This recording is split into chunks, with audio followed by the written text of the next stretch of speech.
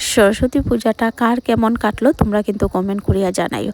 তো hey guys, welcome back to my new mini vlog. তো দেখো আমি রেডি হইয়া যাইলাম গিয়া অফিসও, আর অফিসও আমরা খুঁজলো ট্রেডিশনাল ফরিয়া যাওয়ার লাগিয়া। তো শাড়ি আমি ফরি লেছি। হ্যাঁ, ট্রেডিশনাল মধ্যে চুড়িদার হয়, কুর্তা হয় আর শাড়ি হয়, বাট ট্রেডিশনাল বলতে কিন্তু শাড়িটাই বেস্ট লাগে আর কি, ঠিক আছে। তার মধ্যে সরস্বতী পূজা করিয়া কথা, তাই না? তো আমি শাড়ি পরিয়া গেলাম গিয়া। তো সারাদিন অফিসও কাজ করিয়া বেজান ফটোশ্যুট করছি, বুঝছো না? ফটো দিয়ে ভিডিও একটা তোমরা লাগে আমি বানাইমু। ফটো উঠিয়া সারাদিনে কাজ করি আমি বাসা দাই গেছি। বাসা তাইয়া মেকআপটা রিমুভ করে লাইছি ওয়াইপস দিয়া। মেকআপ বলতে কি তাইলে না একটু লাগাইয়া গেছিলাম, আর কিচ্ছু না। এদিকে চা গরম করিয়া চা খাইও লাইছি।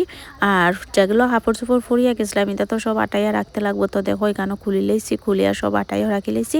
আর মায়ের রাত্রে বানাইছিলা গরম গরম খিচুড়ি আর বেগুন বড়া, ইটা খাইয়া আমিও এখন ঘুমাই যাইমু। তো এইভাবেই আমার সরস্বতী পূজার দিনটা কাটি গেল। চলো দেখা হইব তার